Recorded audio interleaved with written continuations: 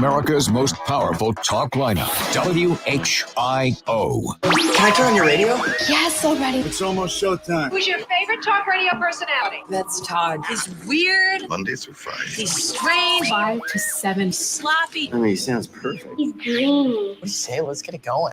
It's the Evening Edge with Todd Hollst. Call me now, 937-457-1290. Locally grown, seriously funny on WHIO.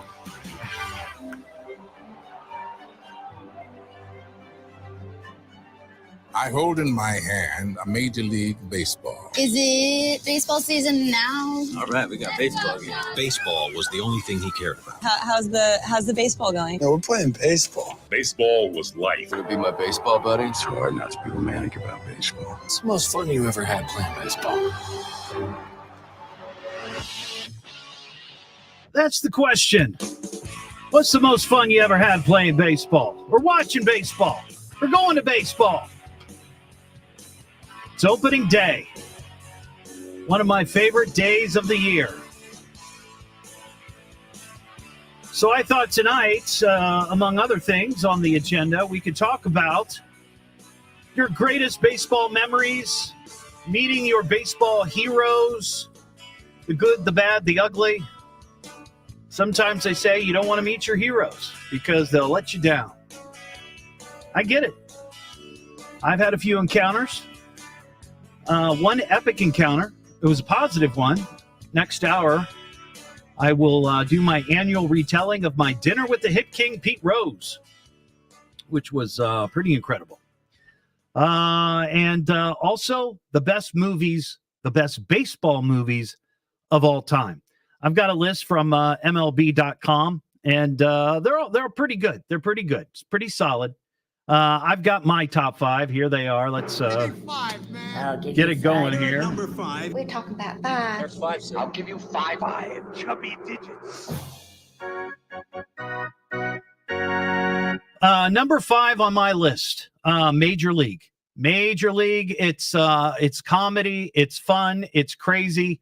And I love Charlie Sheen, the Wild Thing in that. That's a great one. Number 4, this is more of a, I wouldn't call it like a traditional baseball movie, though maybe it is. I'm not sure. With Brad Pitt, Moneyball. I love that because I used to be a member of Sabre, the folks that would do research on baseball and statistics and all of that. And I love that idea of really digging down into a baseball player's ability and talent and looking at the numbers and not just following your heart. Number 3, classic Field of Dreams. For many people, I think that's probably their top baseball movie of all time. Number 2, The Natural with Robert Redford. I love that movie and his bat Wonder Boy and how he got that bat. I love it. It's just, it's like a mythical story of a legendary baseball player. And I love that. And number 1 all-time, Bull Durham. That has to be, that's my number 1. And I love the fact that this guy loves the game so much. And he's just bouncing around in the minors. And it's sort of that realization that many people experience, whatever career they might be in, when you're just not going to make it to the top. As much as you want to do it, you're just not going to make it to the top. And you have to learn to live with that. And that's the thing I love about that movie. It's not just baseball. It's not just a baseball movie. It's a life movie. It's a life movie. So if you got something like that you want to talk about, 937-457-1290. The other thing I wanted to mention, of course, the Reds are playing. They're up, I guess, maybe by 7. Somebody just posted, Kim said, 4th inning, they're up 7-zip. That's not bad. I got this list from Nancy Wilson, who does mornings on K99.1 FM. And it is a list of Major League home opener ticket prices. And I am really surprised at this because Cincinnati as great fun as it is to go to opening day, I've been to a couple of opening days. One year I was even in the opening day parade, which was kind of cool. Cincinnati is a pretty small market for a major league city. And they're near the top of the list for prices. So this is from TickPick, which is, it's a website. They follow ticket prices. They sell tickets for games and different things, concerts, whatever it might be. But they put this out the other day on, on X. The tickets at the bottom of the list, tickets for the Pirates at the Marlins, $11 to get in. Now, maybe the Marlins don't have the following that the Reds do, but $11 to get in. A ticket to go see the Guardians and A's. Now, again, this is as of the 25th, so the tickets prices could have gone up, but I'm not guessing they skyrocketed. The Cleveland Guardians and the A's, $19. Brewers at Mets, $32. Tigers at the White Sox, $34. Rockies at Diamondbacks, $46. Twins and Royals, $55. $55 for a ticket to a ball game. Red Sox Mariners, $57. Giants at the Padres, $75. Blue Jays with the Rays, $76. Yankees at the Stros, $79. Still haven't mentioned the Reds yet, have I? Angels at the Orioles, $88. Cardinals at the Dodgers, Los Angeles, $95. Cubs at the Rangers, $128. Nationals at the Reds, $142 a ticket. The only one above that are the Braves at Philadelphia, the Phillies, $155. That is insane. $142 for a baseball ticket. Now, I know it's opening day, and opening day is a huge deal down in Cincinnati. But holy cow, $142? I guess a lot of families aren't going, with a bunch of kids. That's insane. That's just crazy. But then what's funny is that in a day or two, I looked on like Ticket Hub or StubHub, and there's tickets for $30 for the Reds game here in a few days. So it's just crazy. It's just very, very expensive, and not to mention the food. I mean, one time, NFL games would they still do, get a bad rap for being so expensive. Everything's so expensive.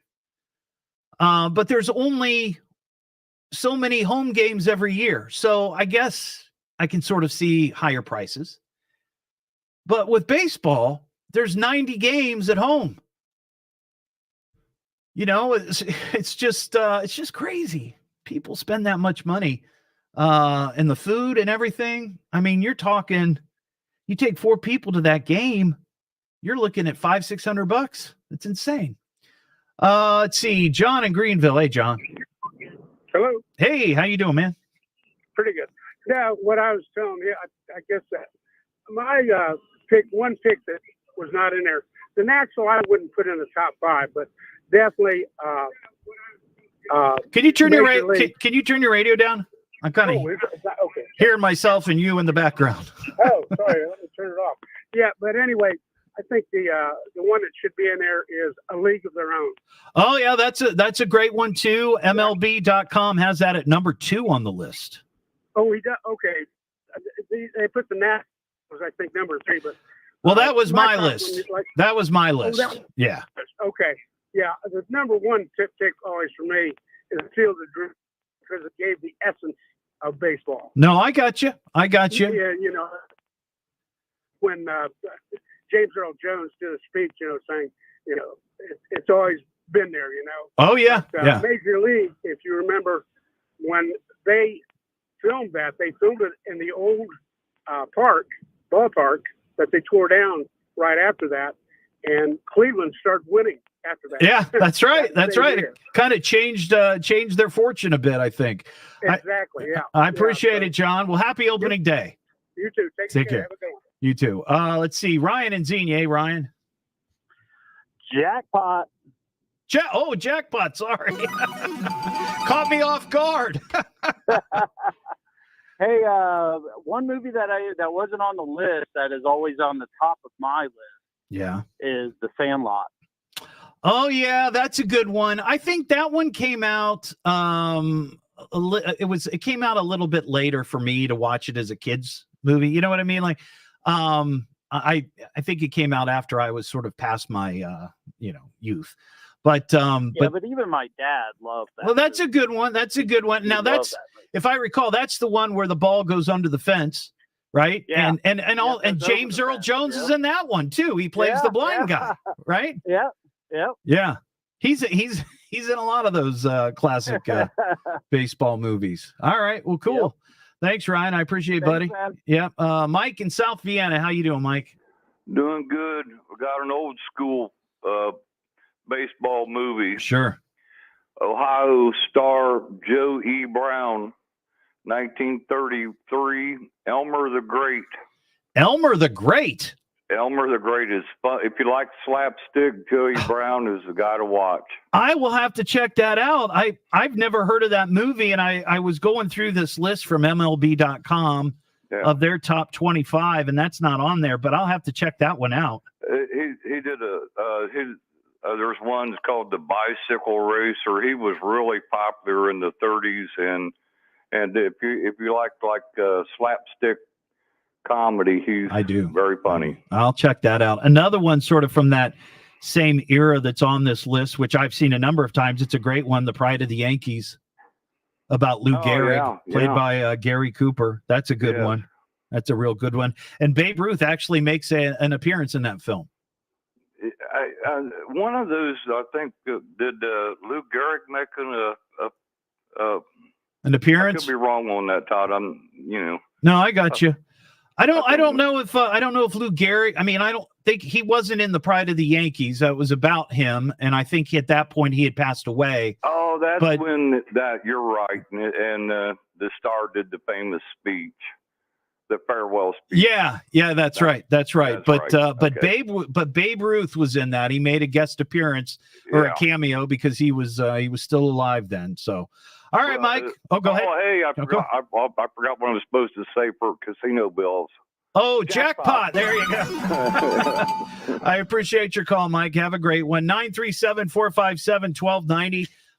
If you got a favorite baseball movie or a favorite baseball memory you'd like to share, maybe you met one of your childhood baseball heroes, and you want to talk about that, we'll take your call, 937-457-1290. Also coming up, we've got a couple of emails.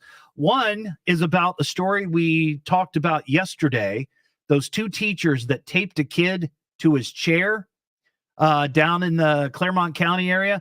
There's another wrinkle to this story that I didn't have yesterday, and it wasn't in the original report that I saw, but it was on WHIO.com. Somebody pointed it out, and it makes the story even more incredibly disheartening. It's just awful. What am I listening to now? What is this? The Evening Edge with Todd Hollst. It's a radio show. It's entertainment. Spell it out.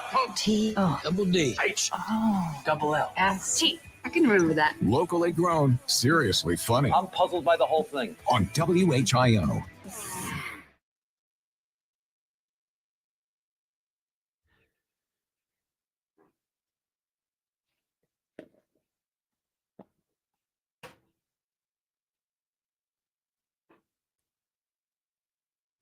All right, everybody. Happy opening day. Hope you're having a great Thursday. Hey, Clinton. Hey, Matthew. Heather. Yeah, you know what, Heather? I'm honestly a little bit like you in this regard. I love opening day. I get excited during the spring because, I love baseball. But honestly, I watch it for the first week or so, and then I don't for a long time, and then get to like late August, early September. That's when I start paying attention to it. I might pay attention more closely during the season if the Reds are on top, or if something is going great with the Reds. Definitely watch that.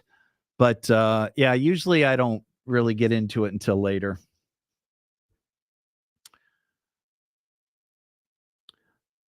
Joyce, you shook Johnny Bench's hand when you were 14. Well, that's cool. I've met Johnny a couple of times, and both times he was kind. He was a gentleman. I do know that there are stories out there of him being a little difficult to deal with, but he was my childhood hero for sure. My best friend Charlie, who I'm going to talk about a little bit later when I tell my retelling or retell my story about having dinner with Pete Rose. He was a big Pete fan, still is. And he and I used to tussle over who is better, Pete or Johnny.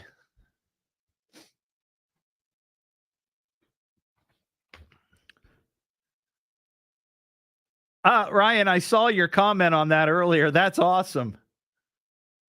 That is awesome. That is cool.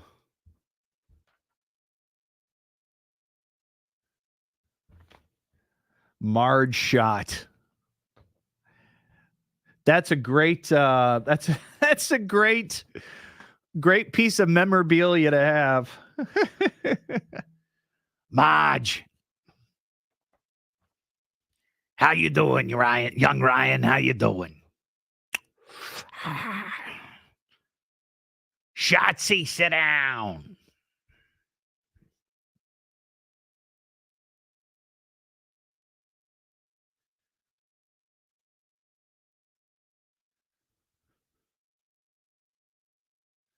Yeah, it drives me nuts too, Clinton. To me, they're the Indians. And the thing is like the story behind that, you probably know this, but the reason they became the Indians is because they actually had a number of Native Americans on the team. The team used to be the Cleveland Spiders, and they signed an American Indian as a player. Then they signed a second, and I think they even signed a third.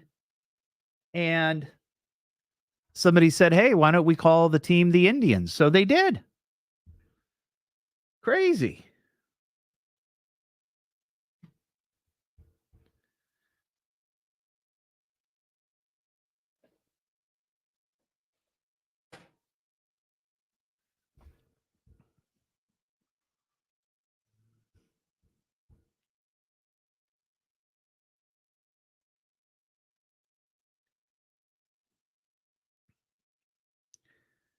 Oh wow, that's cool, Anna. I mean, it's cool that he played in the minors. My dad was a standout pitcher here in Dayton back in the early to mid 50s. And he was given an opportunity to try out for the Reds.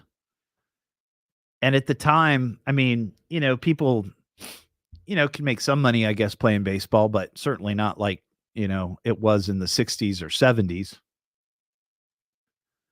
And he turned it down. He went to Northwestern instead.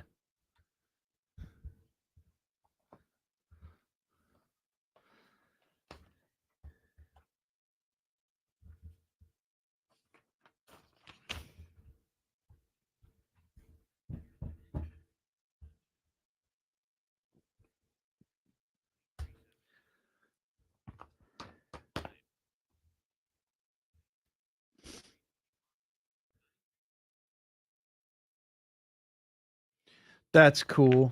That's cool. I actually have the ball glove that my dad played with when he was in high school. It had been it was an old Wilson baseball glove with I think it was his baseball. Maybe it was like when he played later into the 60s, like early 60s. I can't remember. It's a Billy Martin glove.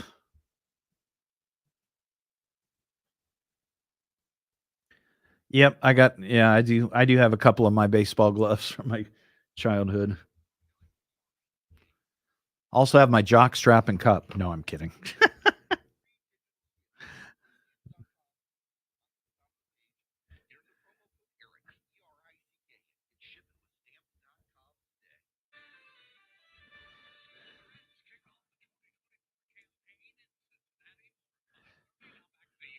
Todd Hollst on 1290 and 95.7 WHIO. I'm just trying to make a living. The Evening Edge with Todd Hollst. Call Todd now, 937-457-1290, or message him at Evening Edge Todd. Locally grown, seriously funny on WHIO. Back here on the Evening Edge, Monday through Friday, 5 to 7. We're talking baseball, among other things. It's opening day, of course, as you just heard Jason mention. Talked to a couple of folks about their favorite baseball movies of all time. I used to have a huge baseball memorabilia collection, and I don't have it anymore. I've talked about that on the show, so I won't go into it. But Ryan on the live stream, I love this. When he was a kid, he went to a Reds game, and I guess he sat close to Marge Schott, owner of the Cincinnati Reds back in the 90s. And Ryan's prized baseball autograph is that of Marge Schott on a pack of cigarettes. I love that. That's crazy. So if you got something like that, maybe you got a great piece of baseball memorabilia, an autographed baseball or bat or glove or something like that. 937-457-1290. Just real quickly, I got this. Sit back down and shut your trap. Email I want to get to. Message for you, son. You should see a fan mail. You got a message. I got your letter. Amazing what you can accomplish by mail. Congratulations, Skippy. You've got mail. So this is just real quick.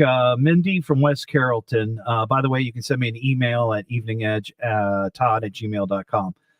This is from Mindy in West Carrollton. Hey, Todd.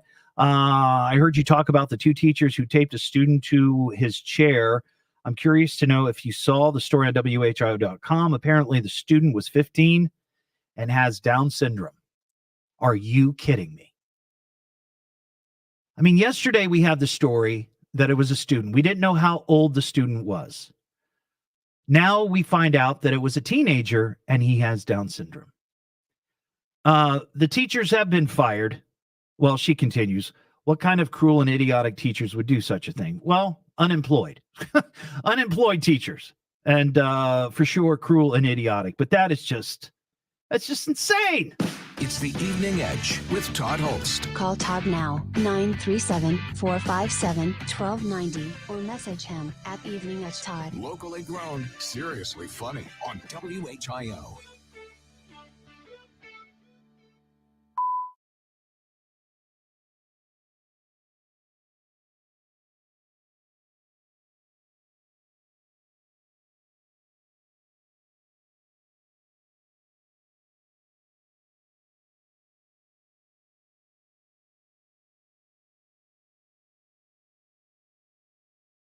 Lordy.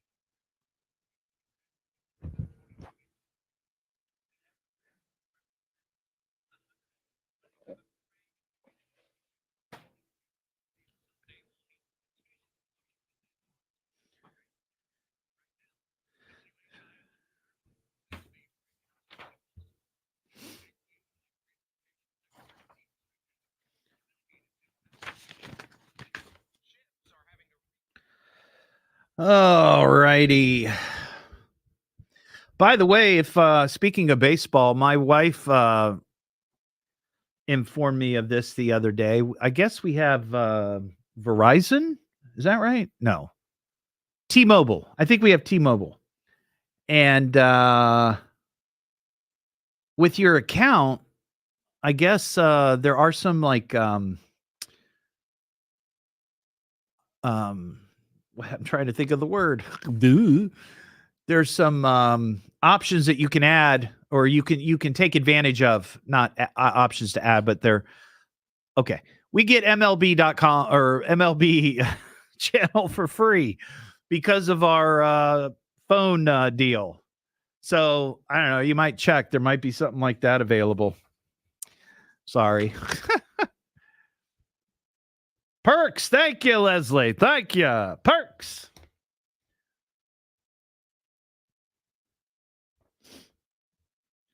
The Hill.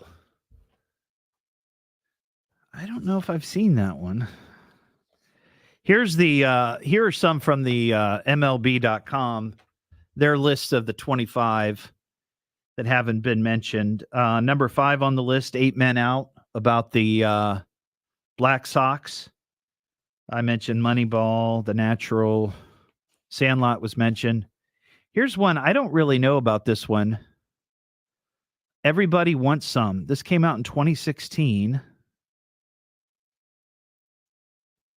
Let's see. Unappreciated when it came out. Many people thought Richard Linklater's follow-up to Boyhood was going to be far more serious than it was. This one was one of the most purely fun and quietly moving looks at what it means to be on a college baseball team. Okay, I haven't seen that one. I mentioned Major League. Number 11 on their list. I love this one. The Bad News Bears from 1920 or 1976. Man, I love those films. Those were great. Bang the Drum Slowly. The Bingo Long Traveling All-Stars and Motor Kings. I remember that one. Billy D. Williams, James Earl Jones, and Richard Pryor. The Rookie. Now, I like that one. He's the high school teacher who ended up in the big leagues. That's a true story. Jim Morris. That's a good one.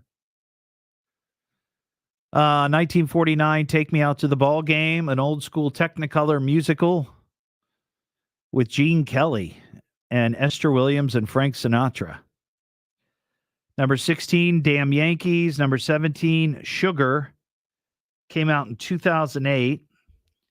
It's an independent drama about a Dominican baseball player.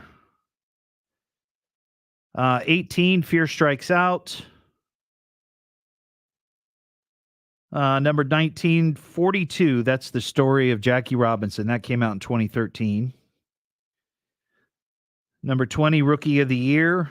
That came out in 93. This one I remember. I didn't think that this was a very good movie, but whatever. Mr. 3000.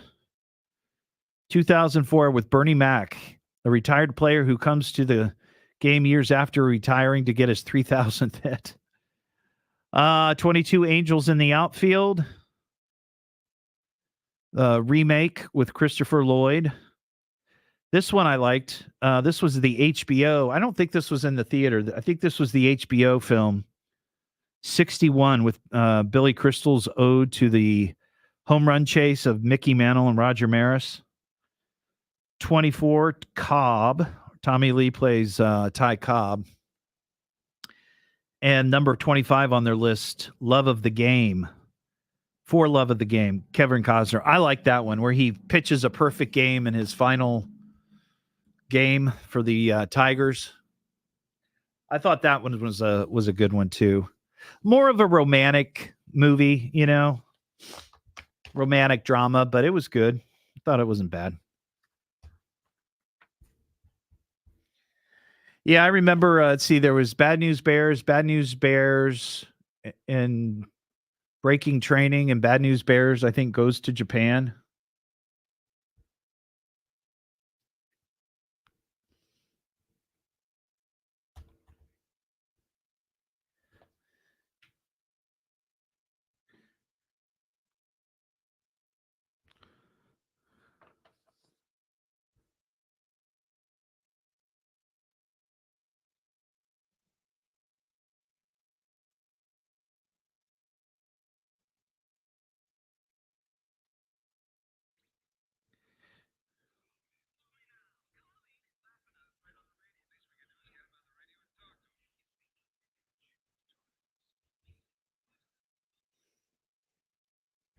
Funny on WHIO.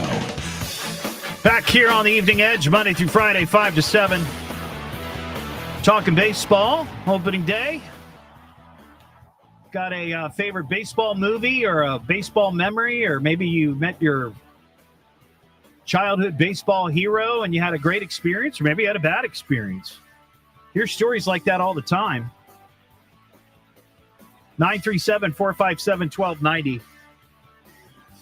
We just had a mail call, and here's an email that was left over. Hey, Todd, did you know today is National Something on a Stick Day?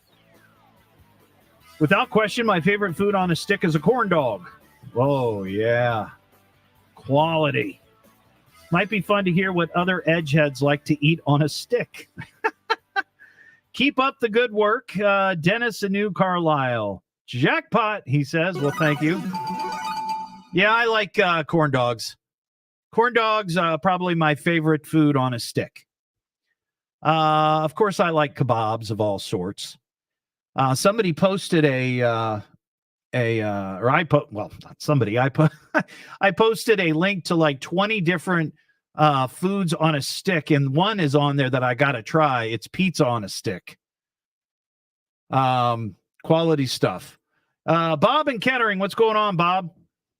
Hey, Todd, as always, jackpot. Oh, here we go. Thank you. Hey, talk about stories for as far as baseball. Many years ago, back in like 88, 89, Yeah. I did event security, and I actually did the event security for the Oakland A's when they were playing the World Series and won. And who were they playing against? Like what year was that? It was either 88 or 89. Okay, gotcha.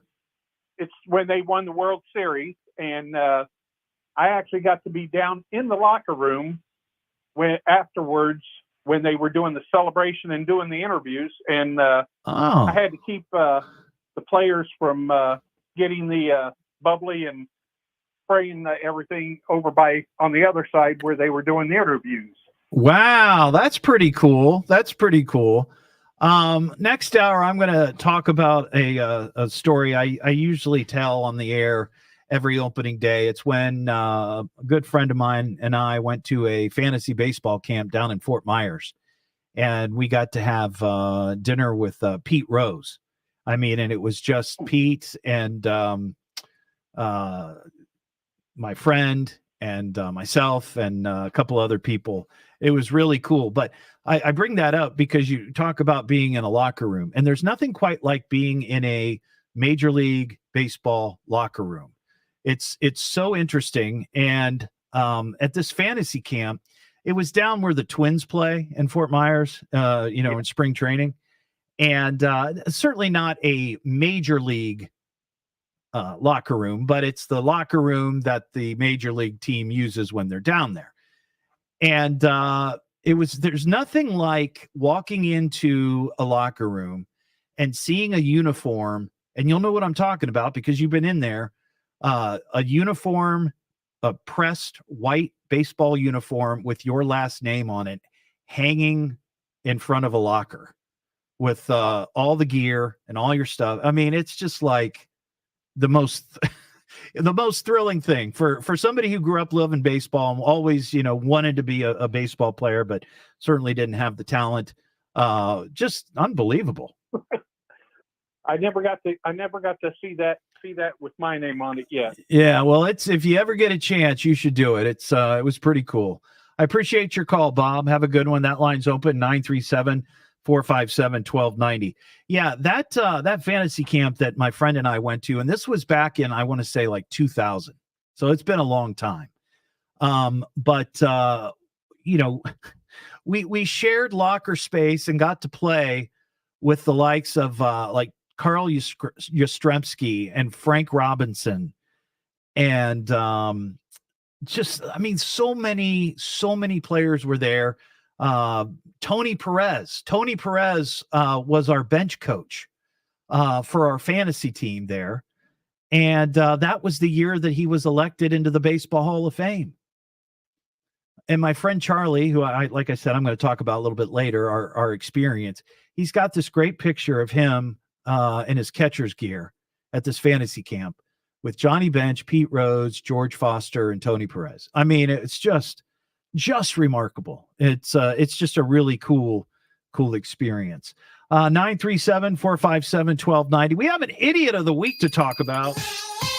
You are a stupid idiot! Comes from upbringing. Parents are probably idiots too. Idiot! Wake up, idiot! Silly dilly dilly, I'm an idiot. Yeah, that's true. A couple of comments from the live stream on favorite foods served on a stick here on National.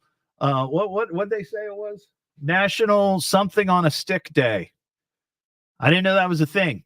Let's see. Deep fried Twinkies on a stick. That's solid. That's good. The sausage on a stick wrapped in a pancake. Now that's, oh boy, that sounds really good. All right. So here's this idiot. And I remember talking about this guy sometime last year.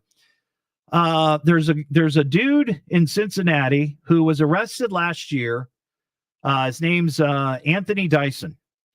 He was arrested last year because he was caught dropping nails on different streets throughout a certain section of northern Cincinnati. And people were running over these nails and having to replace their tires. One guy, and I remember hearing about this and talking about it, he had to replace 4 tires on his car because of this jerk. So he got in trouble for that. This guy, Anthony Dyson, got in trouble last year for dropping these nails. Well, he didn't learn his lesson. Apparently, on March 24th, a few days ago, he was spotted dropping nails in Springdale, Sharonville, and Westchester, causing more chaos and havoc. But here's the thing. They were kind of keeping an eye on this guy because he was out, and they figured out, I guess, where he was buying his nails. Like, this guy was, I'm assuming he'd go to different locations. I don't think he was buying his nails at the same place. He was kind of bouncing around, but they kind of figured out sort of where he would be. So the investigators this last time, I guess they gathered up nails from a hardware store or some store down there, and they spray painted them with some sort of luminescent material. So they spray painted the nails. Now, according to the story, whatever they sprayed on there was impossible for the human eye to see in normal light. However, under a black light, you could see the substance. So they did this with the nails. They took them back to this particular store, and lo and behold, this guy came in and bought the nails.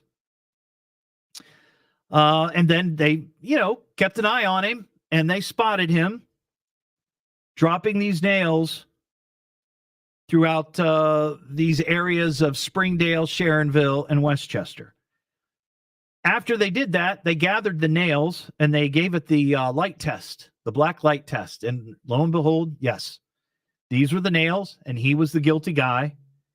And they said that since December, he has purchased more than 400 pounds of nails to drop on the streets of northern Cincinnati and those suburbs. I don't know what to say about that. Somebody's just angry and has too much time on their hands and clearly money to burn. They said that's like $1,600 in nails. Now, I guess if you're a construction worker or you're building something, the house, whatever, yeah, okay, maybe you need 400 pounds of nails, but this guy just being a derelict. Denise in Tip City. Hey, Denise.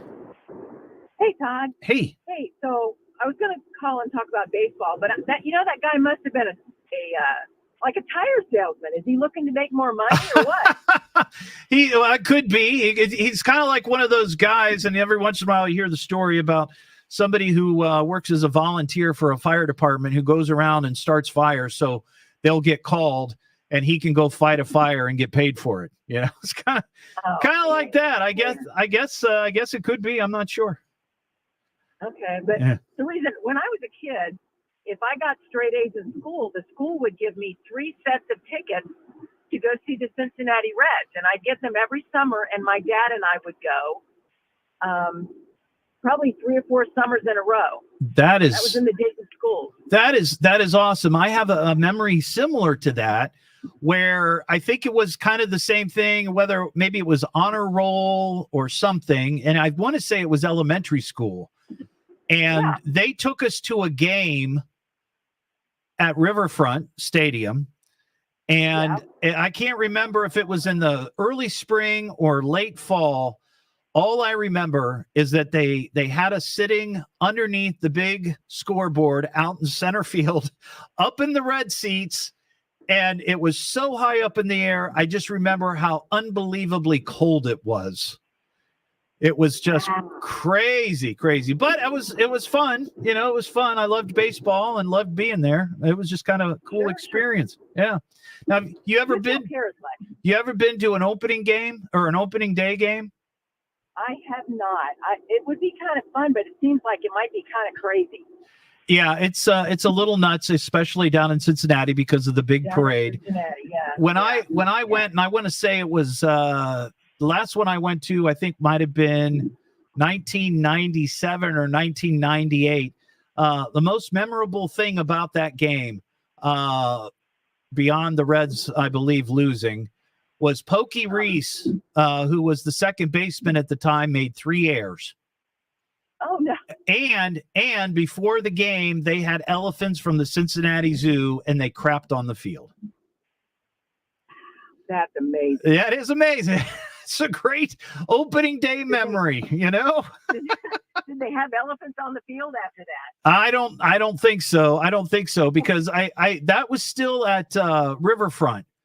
And that was AstroTurf. I think after they built Great American Ballpark and they had real sod, I don't think they want elephants walking on the field.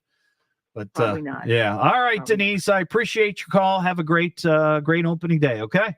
All right. Thanks. Jackpot. Oh, jackpot. There you go. Thank you. It's the Evening Edge with Todd Hollst. Call Todd now, 937-457-1290, or message him at Evening Edge Todd. Locally grown, seriously funny on WHIO.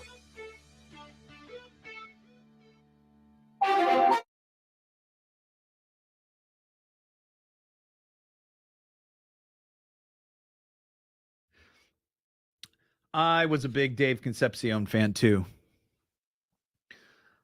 I loved the way he would leap at second base when somebody would try to slide under him, you know. He was just great. I loved watching Davey Concepcion play. I don't know if he is Hall of Fame caliber. I've heard people make arguments about that, but he was one of the best of the time. I mean, I think in that era, you know, as far as shortstops go, you had Ozzie Smith. He was undoubtedly he's Hall of Fame caliber. And I don't know. I mean, I think Davey was not far behind. He was certainly a Hall of Fame caliber fielder.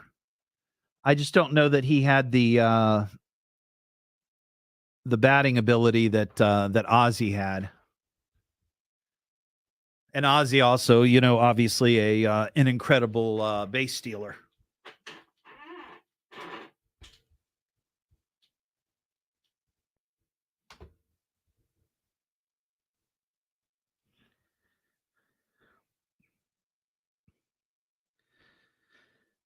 And the Reds are still winning 7-0, top of the 7th.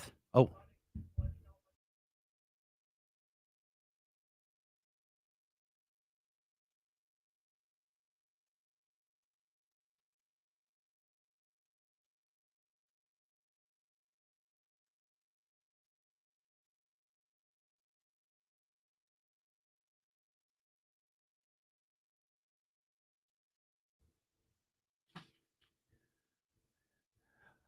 I see you, Kyle. I see you. I'm going to get to you here.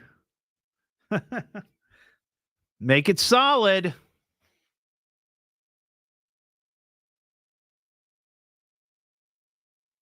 Oh, Lefty McFadden.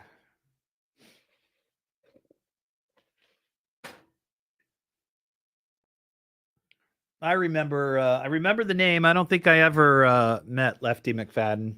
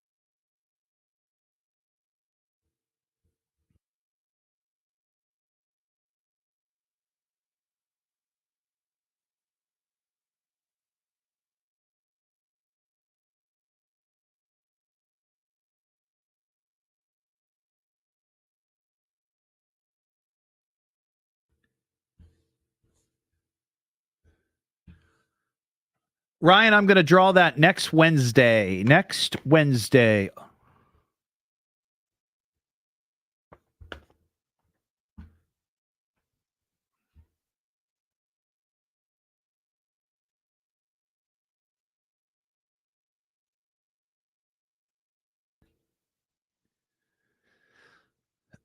I know, Leslie. I had turned the mic off. I was talking to my producer.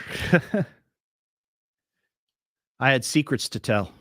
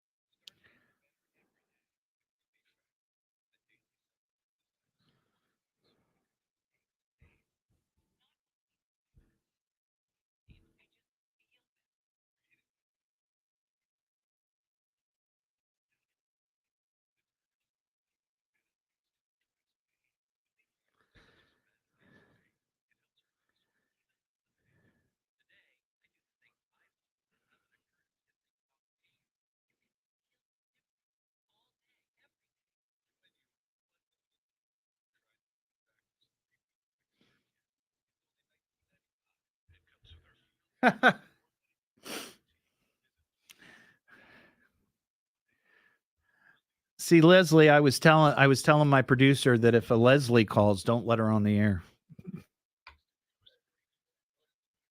WHIO Dayton and WHIO FM Pleasant Hill. The Reds play ball at Great American Ballpark, the latest at 6. Now back to the Evening Edge with Todd Hollst on 1290 and 95.7 WHIO. At best, you're an underachiever at a local radio station. The Evening Edge with Todd Hollst. Call Todd now, 937-457-1290, or message him at Evening Edge Todd. Locally grown, seriously funny on WHIO. Your crashed car. In local news, a spectacular car crash.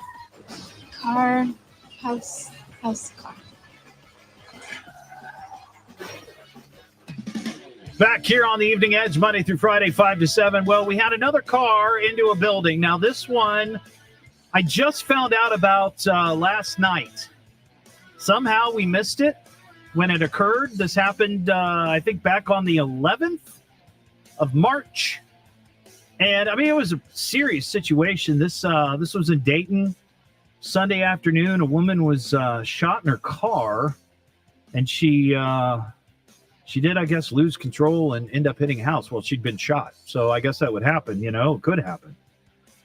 But anyway, we do count it. We do count it regardless of. It's March 10th. It happened, March 10th. So that brings our count to 34 for the year. 937-457-1290. All right, Kyle. Oh, boy, here we go. Kyle in Greenville has a joke. Kyle? Hi, Todd. How you doing? I'm good. You say you got a joke for us.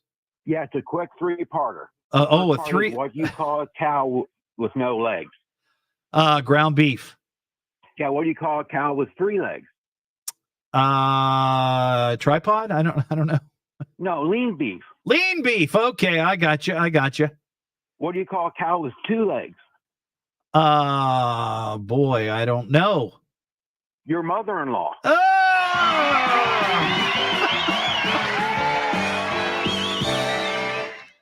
Man, oh man. I saw a story the other day that a guy was arrested because he stabbed a teenager because the teenager told a "your mama's so fat" joke. True story. Look it up. I would never do that to our callers, but wow, calling out mother-in-law, that's rude. It's the Evening Edge with Todd Hollst. Call Todd now, 937-457-1290, or message him at Evening Edge Todd. Locally grown, seriously funny on WHIO.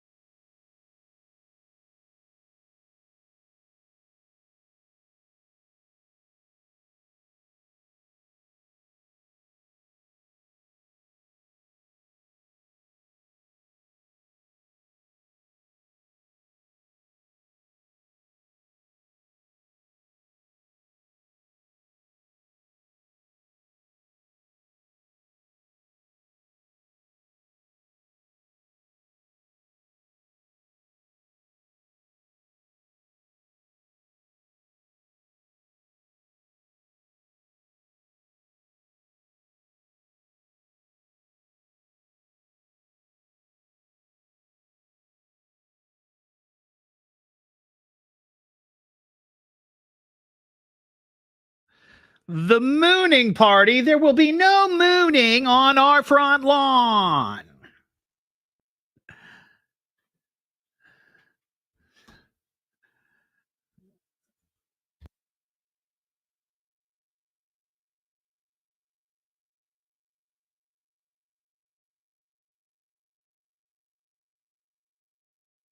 No plans for Easter at this point, Josh.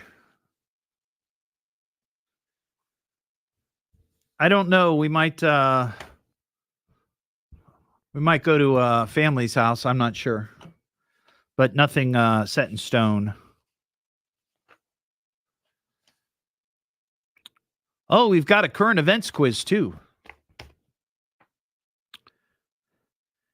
Hey, William, we do have a contest later this hour. Okay.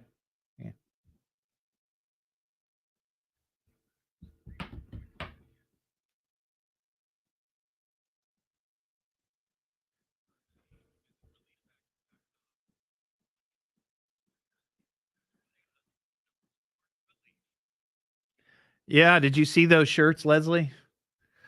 We're going to try to get some to give away.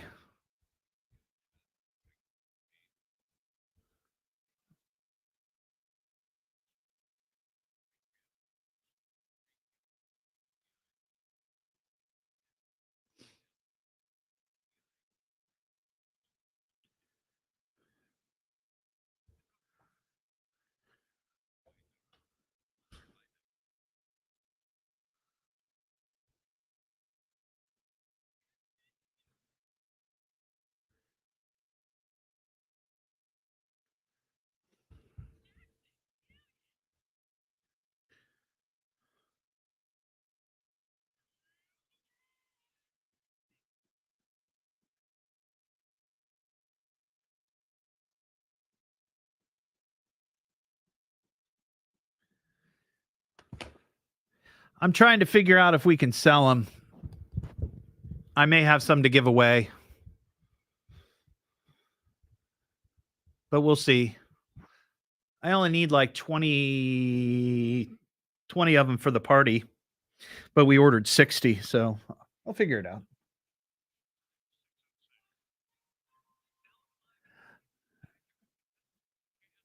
Oh, Leslie, you're the one who bought the onesie.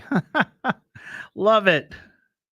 Love it. I can't wait to see Emberly, or unless you got the onesie for yourself.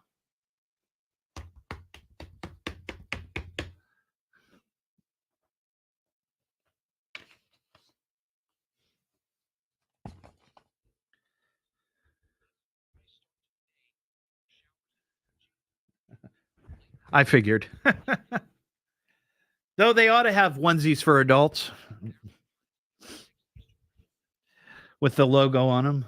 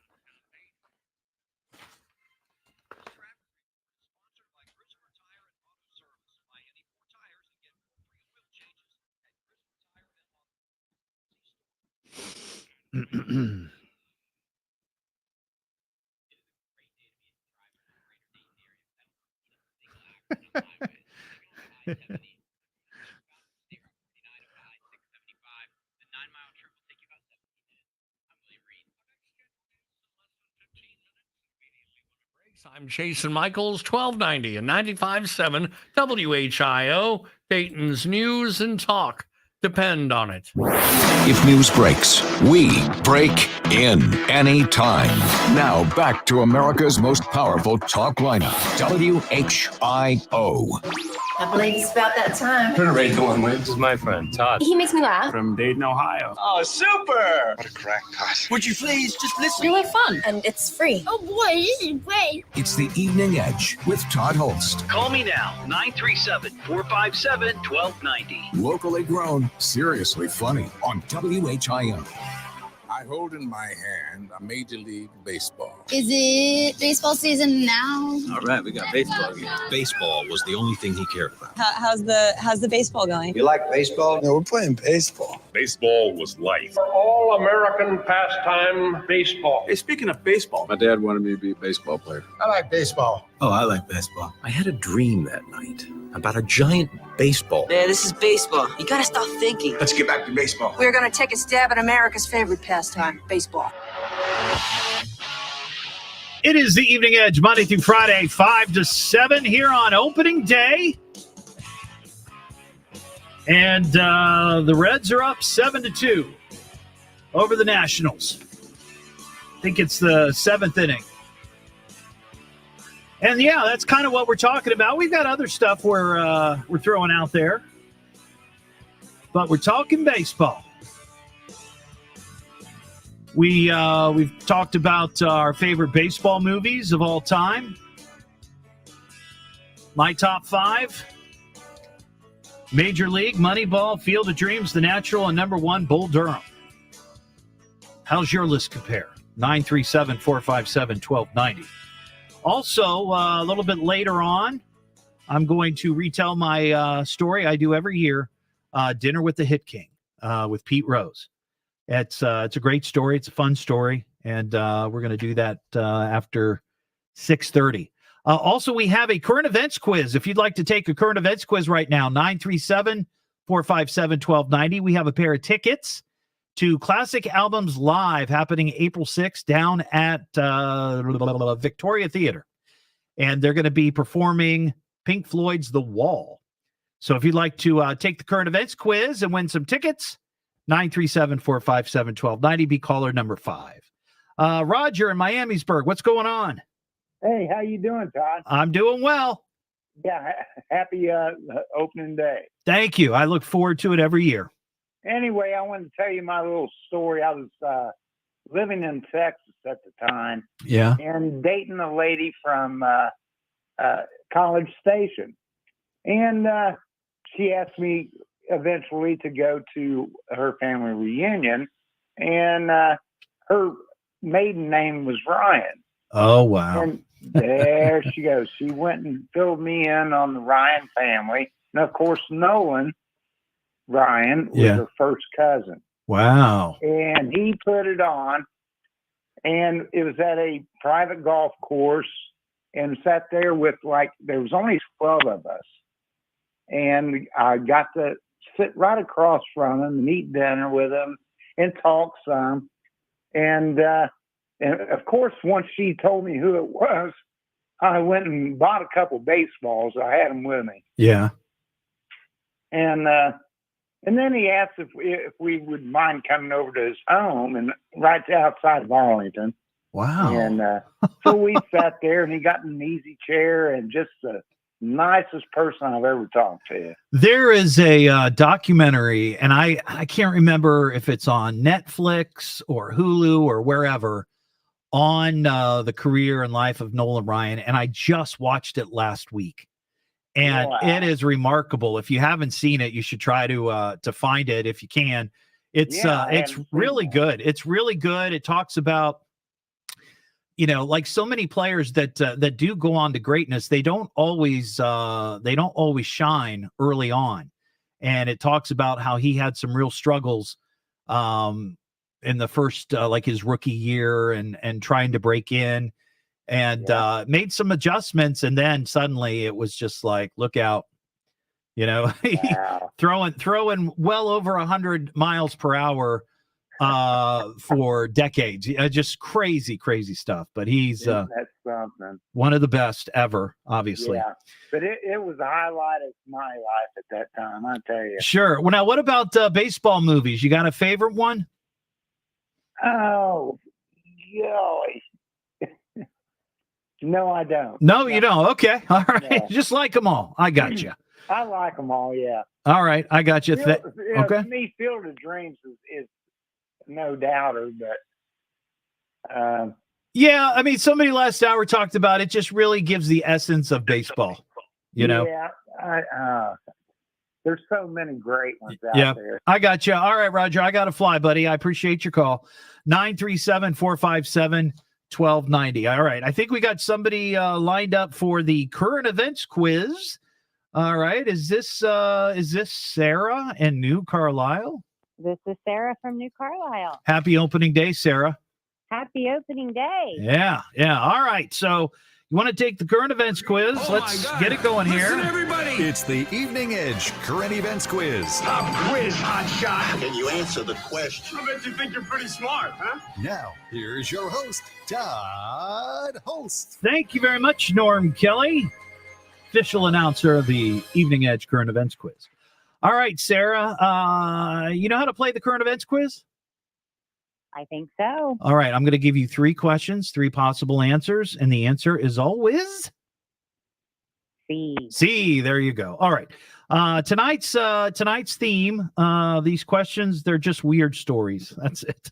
And you're playing for a pair of tickets to Dayton Live's Classic Albums Live, Pink Floyd's The Wall, Saturday, April 6th at Victoria Theater. All right. Here is question number 1. A Cheshire, England woman who took what she believed to be an abandoned baby hedgehog to a local animal hospital for treatment was surprised to find that it was actually A, an alien tribble from Star Trek, B, the outer skin of a Furby toy, or B, a pom-pom from a beanie hat. I have to go with C. You got it. Now, why would somebody, I would think that everybody knows what a beanie hat pom-pom looks like. Could you really mistake that for a hedgehog? I wouldn't think. No, I wouldn't think so either. That was weird. All right, here's question number 2. A new horror movie that opened this past weekend called Late Night with the Devil achieved what spooky coincidence? A, it opened in exactly 666 movie houses. B, 6,666 people bought tickets. Or C, it earned exactly $666,666 at the box office on Sunday. C. That's creepy. That's creepy. Isn't it? I mean, that's a little creepy. That's a creepy number. I have to be honest. I'm kind of calling BS on that because I feel like I can just imagine that the marketers of this movie said, "Hey, let's make it $666,666 because idiots on the radio will talk about it and promote the movie Late Night with the Devil." Yeah, well, that's probably what they were hoping for, and here I am. All right, here's question number 3. A comedian in the UK has been ordered to remove what item from a promotional poster on the London Underground for an upcoming comedy special. What item does he have to remove? A Union Jack bong. B, a King Charles bobblehead. Those are quite popular, by the way. And C, a hot dog. Got to be C, hot dog. You got it. So this is how crazy things are over there. Apparently, in the London Underground, they have a policy of not promoting advertisements that advertise what they consider junk food, and they consider a hot dog junk food. So he had to remove the hot dog from the poster, and he replaced it with a cucumber. Yeah, so. That was interesting. Yeah. Well, congratulations, Sarah.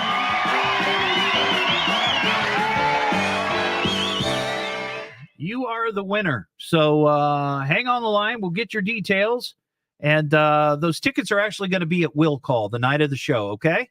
Okay. I love your show. Oh, thank you. Say jackpot for me. Jackpot. There you go. Hang on the line, Sarah. We'll get your details. And that's how you play the current events quiz. 937-457-1290. 1290. Mike in Centerville. What's up, Mike? Hey, Todd. How are you? I'm doing well. So you mentioned your favorite baseball movie is Bull Durham. Yes, I love Bull Durham. And do you know there's actually a local connection to Bull Durham? I did not know that. To quote Johnny Carson, I did not know that. Anyway. So one of the extras in the movie struck Kevin Costner out in the movie. Early in the movie, when Kevin Costner gets up to bat and he says, "Bring it on me," the pitcher on the mound played at Bethel. His name's Jeff Green. Oh, really? Yeah. Oh, that's pretty cool. Yeah, I played baseball with Jeff graduated in 82. I graduated in 84. Okay. I love that movie so much. And I mentioned this at the beginning of the show. The reason I love that is that beyond the fact that it's baseball, and I really have always loved baseball, it's the story of somebody just almost making it to the big show, almost achieving their childhood dream, but coming to terms with the fact that you're not going to make it. Yeah. But you can still find contentment and happiness in whatever it is, the situation that you find yourself in. And, I believe, you don't see it in the movie, but I believe he becomes a manager and maybe makes it to the big show as a manager. Yeah, you're right. He eventually did come to terms and accepted his fate in life. Just a great movie, and Susan Sarandon, easy on the eyes. And who was the other guy? Tim Robbins. Tim Robbins. Yeah. Yeah, they made it. That was a great film. Great film. It was a great film. And I don't know, it may have been one of the first baseball movies to come out, because after a while, it was probably before The Natural, right? I'm not sure. I think it might have been around that same time, but I know that was the first baseball movie that Kevin Costner made, and he's now been in a number of them.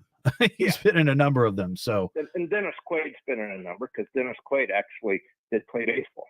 Oh, he was an aspiring baseball player as well. He's the one that played the rookie Jim Morris. Yes. Yeah, the teacher who had the dream and was a coach, and based on a real life story. Yeah, made it to the majors much later in life. Yeah. That's great. All right, Mike. Appreciate the baseball chatter. I enjoy listening to you. Well, thank you. I'll give you some casino bells for that. Have a good one. That line's open, 937-457-1290. We'll take more of your calls coming up. What am I listening to now? What is this? The Evening Edge with Todd Hollst. It's a radio show. It's entertainment. Fill it up. Double D. H. Double L. S-T. I can remember that. Locally grown, seriously funny. I'm puzzled by the whole thing. On WHIO. For your Thursday evening, dry weather prevailing, but you'll notice an increase in cloud cover, and there could be an isolated sprinkle later.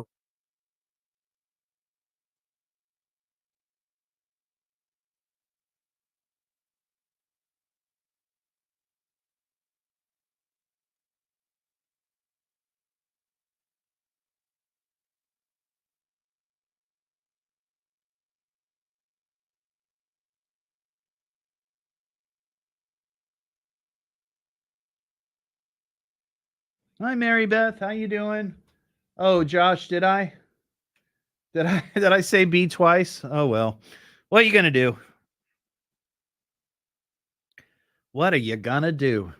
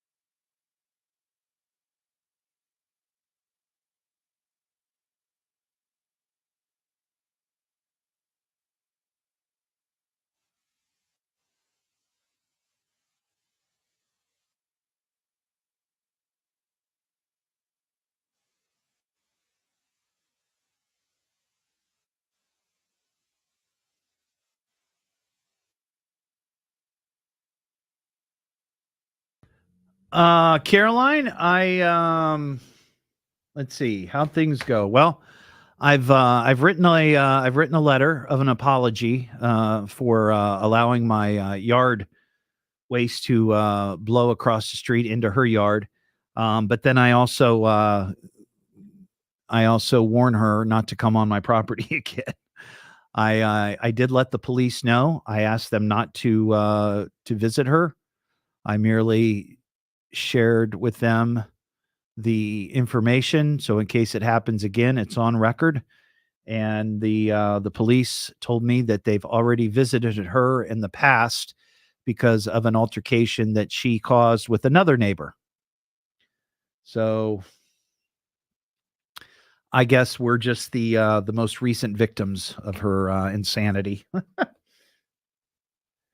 I tried, you know, I tried to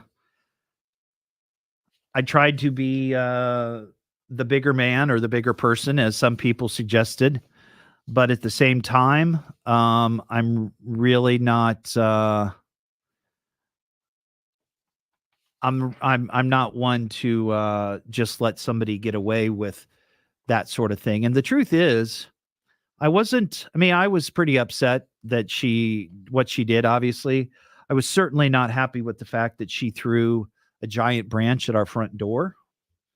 But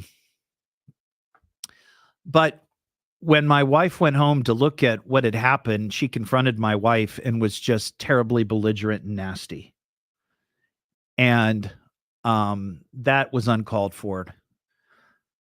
She was personally insulting and vulgar. And if you have a problem because I screwed up and yard debris blew in your yard, that's the problem. That's the issue. That's it. You don't need to bring up anything else. You don't need to call somebody fat. You don't need to call somebody a bitch. You don't need to call, any of those things.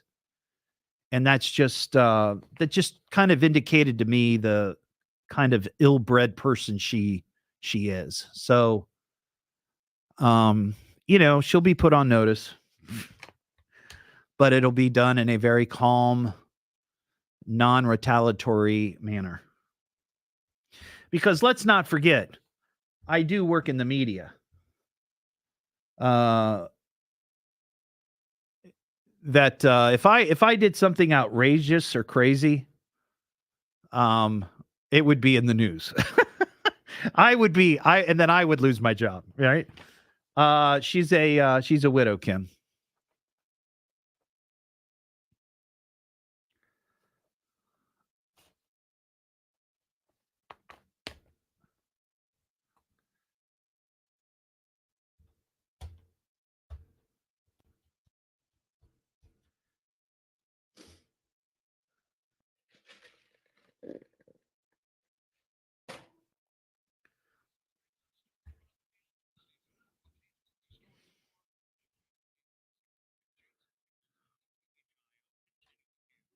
From a psychological standpoint, the radio station represents a link to normalcy. The Evening Edge with Todd Hollst. Call Todd now, 937-457-1290, or message him at Evening Edge Todd. Locally grown, seriously funny on WHIO.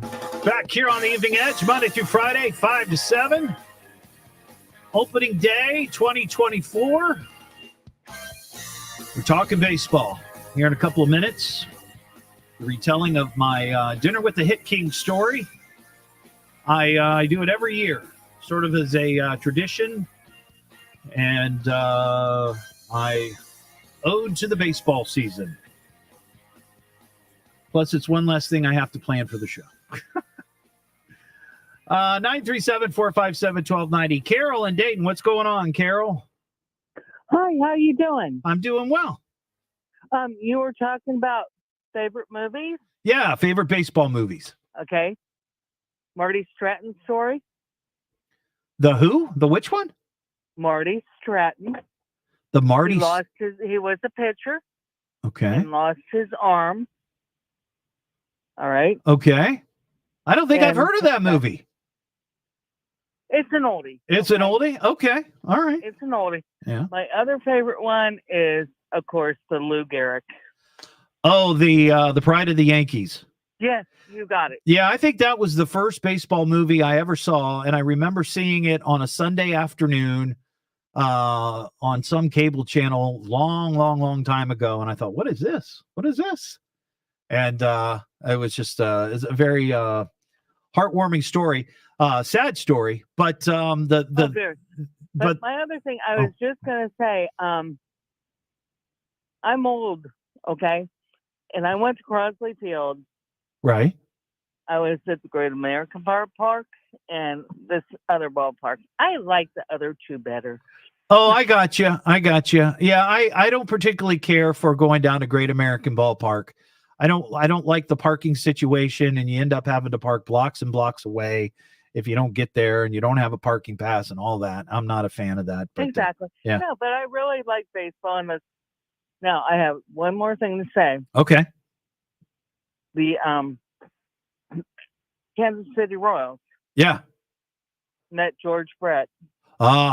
George Brett, One of my favorite players. Again, I just watched a documentary on him yesterday, in fact, on the MLB channel. Yeah, there's a great one. I had dinner with him. Oh, he really? is the nicest man in the whole wide world. Yeah, the doc came out in January of this year, and just really, really good. He had a very tumultuous relationship with his dad.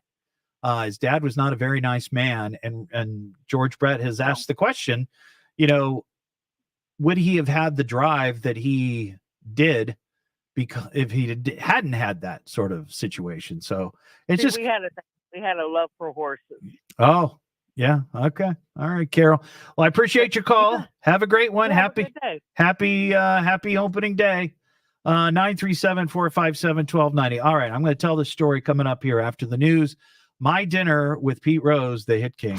What am I listening to now? What is this? The Evening Edge with Todd Hollst. It's a radio show. It's entertainment. Fill it up. T. Oh. Double D. H. Oh. Double L. S. T. I can remember that. Locally grown, seriously funny. I'm puzzled by the whole thing. On WHIO.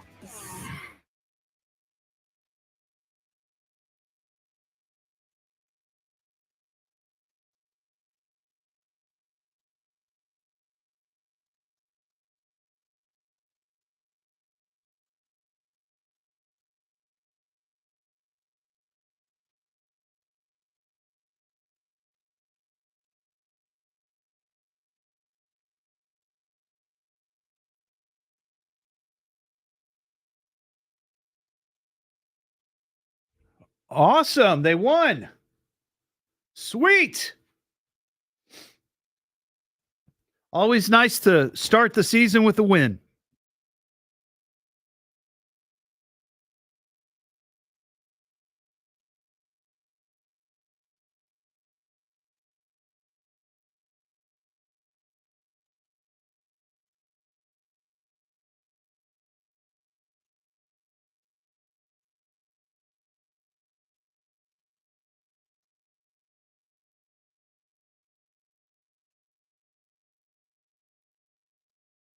Yeah, exactly.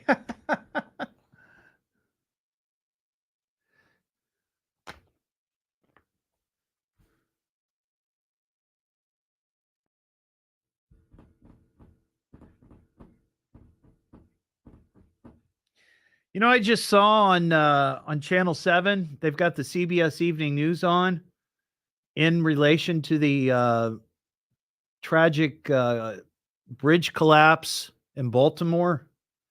Apparently, there are 2 cruise ships that can't return to port because of the bridge being down. So what do you do with those people?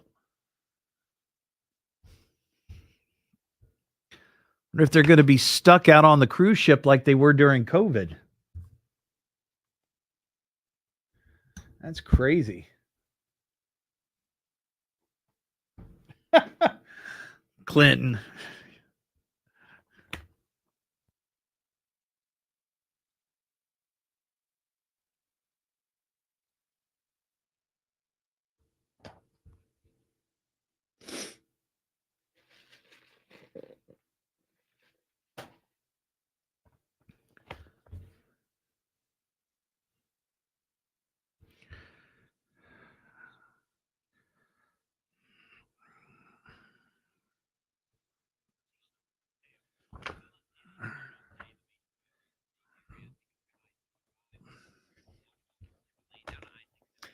Love boat.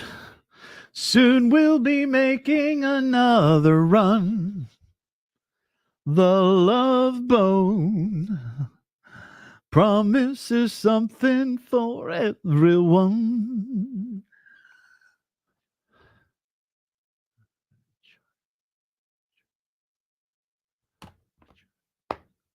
Chart a new course for romance.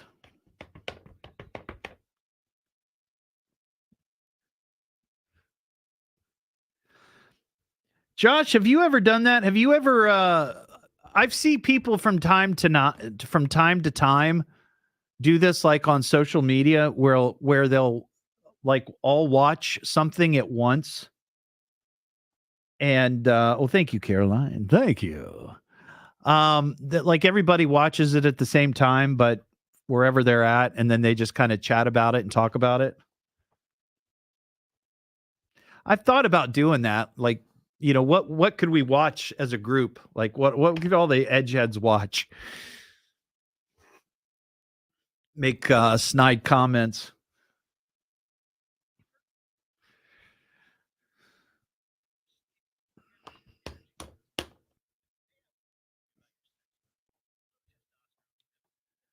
Oh, that's what it is. That's right. I couldn't remember.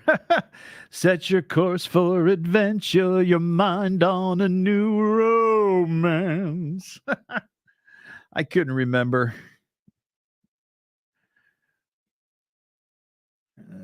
No, I know, Lana, but I just meant like it's like Evening Edge, Friday night, movie night.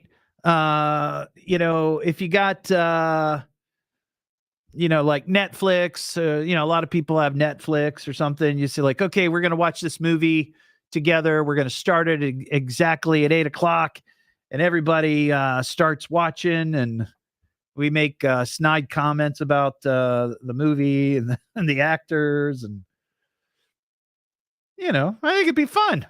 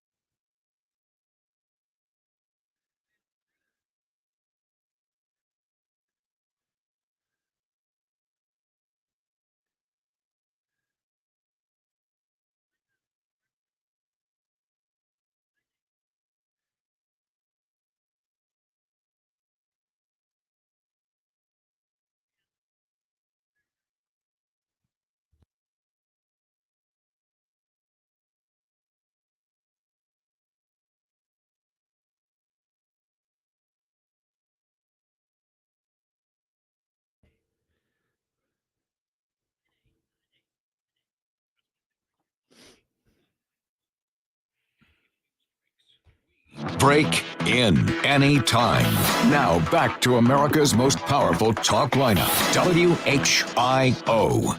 Everybody, could I have your attention, please? I need all of you to stop what you're doing and listen. Now, hold on, dummy. Just you listen to me. Now, listen to me carefully. You boys got something to say to me? Why don't you talk into the microphone? It's the Evening Edge with Todd Hollst. Call me at 457-1290. Locally grown, seriously funny on WHIO. And now we present an interview with Johnny Bench, the ball player. All right, John, what kind of a season did you have this year? Good time and good crowd to everybody out there at that ballpark. But everyone thinks I'm a dummy till I play baseball to a home run. But I don't care if they say that. They're just dumb and croaky and poo-poo.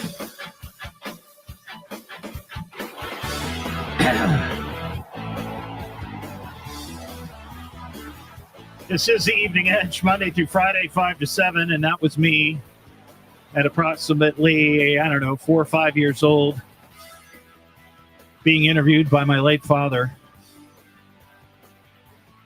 I was a huge Johnny Bench fan, even at that tender age. I grew up in Dayton, and I was a big-time Reds fan. That was, though, I will tell you, until they dismantled the Big Red Machine. After the Reds won the World Series in 75, 76, and 77, they started to sort of dismantle the team. All the greats left. Pete Rose left. Morgan left. Perez left. Foster left. Johnny Bench remained. Hardcore Cincinnati Red till the day he retired. I became a Dodgers fan. And the reason I became a Dodgers fan is that my father would travel for his job sometimes and had occasion to go to Philadelphia. And when he was in Philadelphia for a trip, the Dodgers happened to be in town playing the Phillies. And my dad was at a restaurant, and Tommy Lasorda happened to be there, the legendary Hall of Fame manager of the Dodgers. So my dad had the opportunity to meet Mr. Lasorda and asked him if he could get an autograph for me, who was just a big baseball fan. At that point, I hadn't been a Dodger fan. Tommy Lasorda obliged. I still have the menu that he signed. To Todd, a future Dodger. God bless you, Tommy Lasorda. Now, what kind of 8, 9, 10-year-old isn't going to become a fan of a particular team because their manager writes something like that? Are you kidding me? I mean, come on. So I became a Dodger fan, but I still love the Reds. I still love the Reds. And I had a really good friend, and he's still my best friend in the world, Charlie. I've talked about him on the show before. And Charlie was a big Red Machine fan, as I was, but he stayed with the Reds through the thick and thin, the good times, the bad times. And we used to sort of banter back and forth over who was the better Red. You know, he was a Pete Rose guy. I was a Johnny Bench guy. So back in 2000, there was a opportunity that was presented to me because I was working at another radio station here in town. We got invited to a fantasy baseball camp in Fort Myers, Florida. And myself, my friend Charlie, and a couple of other folks from the radio station that I worked with, we all got to go down to this fantasy camp. And what was neat about this is that it was celebrating the 25th anniversary of the Reds and Boston Red Sox 75 World Series. Now, of course, the Reds won that series in 7 games. That was the series with a famous home run in the 6th game by Carlton Fisk, who hit that shot in the extra and forced a Game 7, which, of course, the Reds won. But we had this opportunity to go down to this fantasy camp because some of the greats were going to be there. Bench was going to be there. Pete Rose was going to be there. George Foster, Joe Morgan, Tony Perez. There was also going to be a lot of Red Sox players there. Carlton Fisk, Bernie Carbo, Jim Rice, Carl Yastrzemski, and a pitcher by the name of Dick Drago, which was a great name. And there were other players there from other teams as well, but that was that was sort of the reason we went down there. It was because the Reds were going to be there. Well, we got to fantasy camp, and somehow my friend Charlie and I, we ended up on separate teams. There were like 4 or 5 Reds teams, 4 or 5 Red Sox teams, and of course, you know, the players that went down there that were Reds fans, they were all Reds, and the same with the Red Sox. So there were a lot of people there from Boston. But Charlie and I ended up on separate teams. Well, on one of the players on Charlie's team happened to be a guy who worked for a sports agency, and he was there to sort of be Pete's body guy. Pete wasn't going to come down and play or anything, but he was just going to go down there and make meet and greet, that sort of thing. Well, my friend Charlie sort of befriended this gentleman and got to know him a little bit. And again, you know, Charlie's a big Pete Rose fan, so there was an obvious connection there. There was a commonality. Well, at one point during the camp, it was after our day of playing, Charlie and I were back at our hotel. We were getting cleaned up. We were getting ready to go meet the other folks that we went down there to Fort Myers with for dinner. Now, this was pre-cell phones, okay? It wasn't really pre-cell phones, but we didn't have cell phones. This was 2000. So you were still getting phone calls on your hotel phone, you know? So we're getting ready to walk out the door, and our hotel phone rings. And it's this guy that Charlie befriended who was Pete Rose's body guy. His chauffeur, if you will. Get him to point A to point B. Driving around, by the way, in a huge SUV with the license plate Hit King. And it was a red SUV. So, I mean, it was just, all right. It was pretty cool. Well, it's this guy, and he says, hey, I'm over here at this hotel restaurant. Would you like to come meet Pete? And we're like, of course, of course.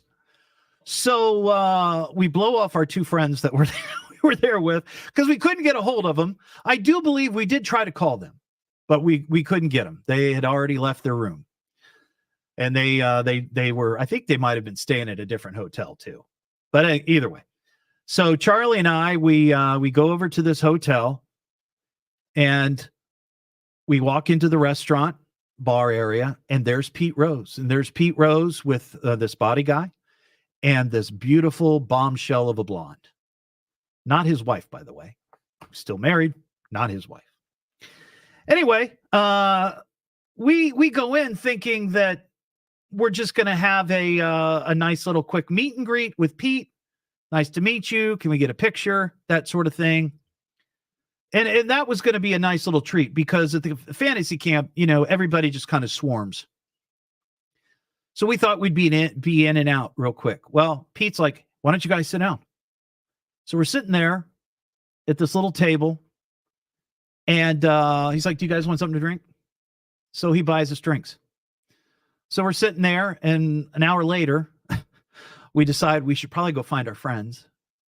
And it turned out that my dad had not only met Pete a couple of years prior because Pete was involved in a charity auction over at the Phrase, and my late father, before he passed, was an auctioneer. So he worked that auction. They met then. I have a great Polaroid of Pete and my dad. But my dad also was a pretty quality baseball player back in the late 50s and early 60s in Dayton. And on occasion would play, I guess, a team that Pete was on from Cincinnati. So they kind of knew each other. But we leave that encounter at this restaurant bar at the hotel, and we go about our business. Well, my team made it to their version of the World Series at this fantasy camp. So the next day, or maybe it was a day later, I don't recall, I'm playing in this game. My friend Charlie's there. My other friends are there. And this body guy, Pete's body guy, they come to watch the final game. My team's playing, big stadium down there in Fort Myers where the Twins play. We lose the game. But afterwards, we all go to a Shoney's, of all places, for a meal. We get our food, we sit down, and as soon as we sit down, the body guy, he did have a cell phone. And it rang, and it was Pete Rose. And Pete's like, hey, what are you guys doing? And he's like, well, we just sat down to eat. He goes, well, just leave there and come over to this restaurant where we met him the night or two before. So we go. We just leave our food. We paid, of course, but we left. And we get to the restaurant and bar, and it's Pete. And it's Joe Pepitone, who played for the New York Yankees back in the 70s. And he and Pete were friends. So we're sitting at this big round table, and we're having dinner. Or it was lunch. It was really lunch, but dinner, whichever. And Pete's buying us our dinner. You know, we're sitting there, we're talking baseball. Now, this was around the time when there was some, not debate, but Ken Griffey Jr. was leaving the Mariners. And where would he go? Where would he go? Well, I believed full-heartedly that Pete would come to Cincinnati, that Ken Griffey Jr. would come to Cincinnati because his dad played here. Ken Griffey Jr. Grew up here. I think he went to Elder. So, there's something to that. When your dad plays professional sports, if you play on that same team, that's kind of cool. Pete didn't think so. Pete didn't believe that Griffey would come to Cincinnati. Well, Pete was wrong, and I was right. But long story short, because we're up against the break here, my friend Charlie and I, we get to spend, a good hour and a half talking baseball with Pete Rose at this dinner or this lunch, and Joe Pepitone, one of the legendary Yankee players of the 70s. And it was just a dream come true, just a complete dream come true. And, my friend Charlie, he's an attorney here in town, and I've never known him to be at a loss for words, but I'll tell you what, he was meeting his childhood idol. And as much as I loved Pete, I was a Johnny Bench guy, like I said, but it was just a great thrill. And the conclusion to this story is that, and it's a small thing, but people who really know the history of baseball will appreciate this.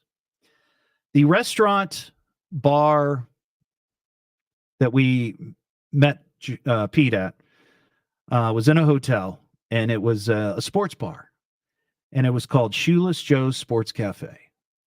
Shoeless Joe was the player in one of the players of the Black Sox 1919 World Series, where the Reds won because the Black Sox threw the World Series. And Shoeless Joe was one of those players banned for life from baseball because of gambling. And that's where I broke bread with Pete Rose.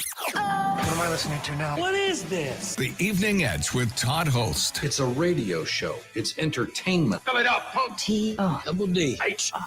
Double L. S-T. I can remember that. Locally grown, seriously funny. I'm puzzled by the whole thing. On WHIO.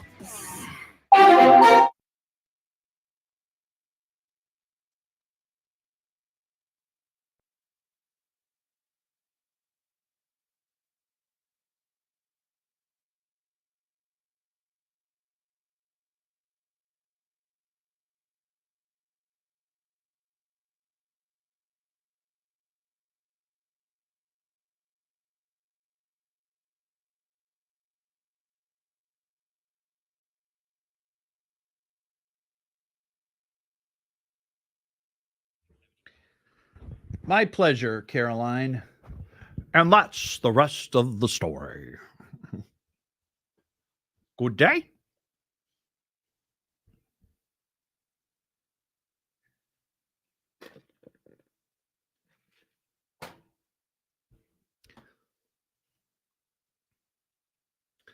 Thank you, Lana. Appreciate that.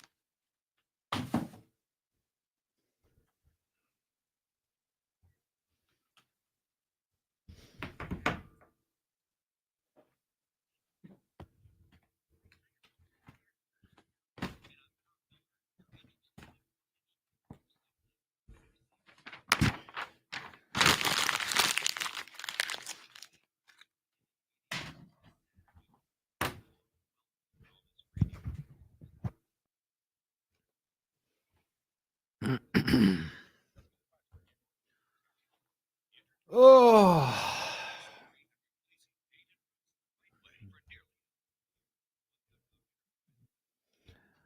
Bruce. I'd love to meet him, Lana. I saw him a couple of years ago in concert. The only time I've seen him down in Cincinnati, and he was just great. I think a lot of him. I love his story.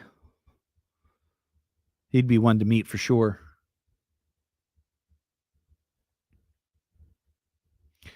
I'll tell you, because of working in radio, I've been afforded the opportunity to meet a lot of performers and bands and so forth, and it's always interesting to meet them. Bruce Asbury.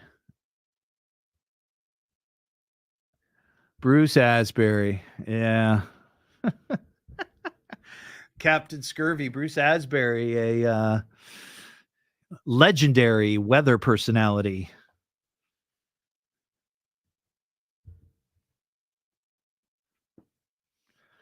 Always got very excited when it snowed.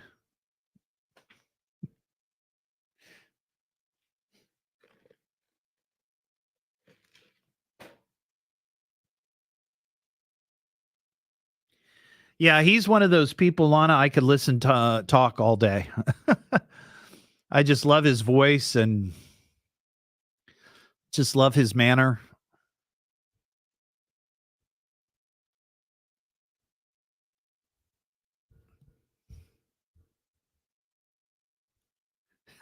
Yep. Tonight it's going to be a snowy night here in the Miami Valley.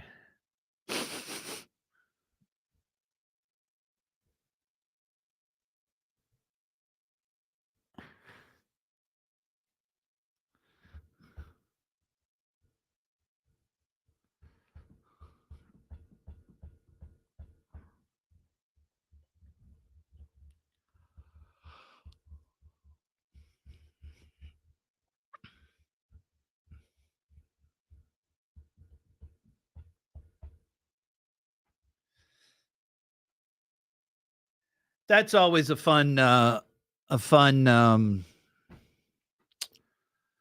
conversation. I've had that a few times on the show, like celebrities that you've met.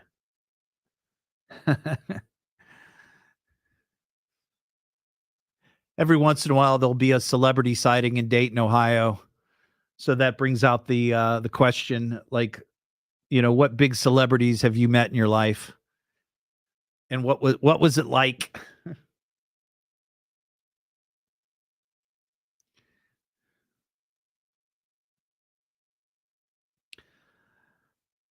I still got to get a Todd's Burlesque t-shirt, Captain Scurvy. I got to make that happen somehow.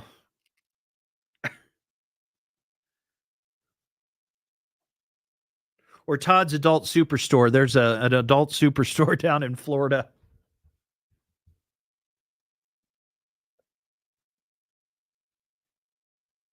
Children of the Corn?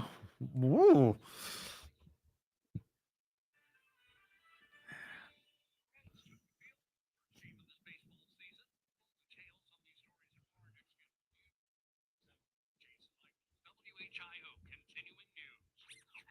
Our devoted listeners, back to the show. The Evening Edge with Todd Hollst. Call Todd now, 937-457-1290, or message him at Evening Edge Todd. Locally grown, seriously funny on WHIO. Back here on the Evening Edge, Monday through Friday, 5 to 7. And as Jason just mentioned there, the Reds took the field today, opening day, and they beat the Washington Nationals 8-2. One down, 100 and something to what, 65? Is it 165? 180? I forget. I can't remember how many games they play. But they're 1-0, so that's a good sign. Well, thank you for listening tonight. Happy opening day. Sweet 16 starts here in a couple of hours, so it's big sports day for sure. Don't forget, you can get the podcast of this show at eveningedgetodd.com. Thank you, Paul. 162 games. Thought that's what it was. I couldn't remember. You can get this also, the podcast, wherever you find your favorite podcasts. And you can always go back and watch the live stream It's saved on Facebook, YouTube, and Stitch. So have a terrific night, and I'll see you tomorrow night just after 5 here on the Evening Edge.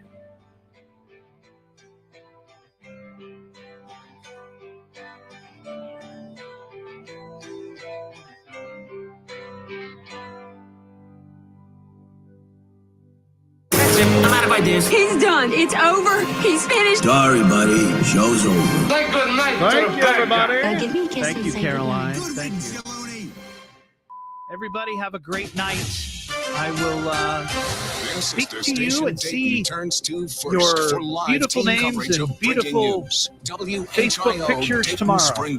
Have a great night. Your news starts now.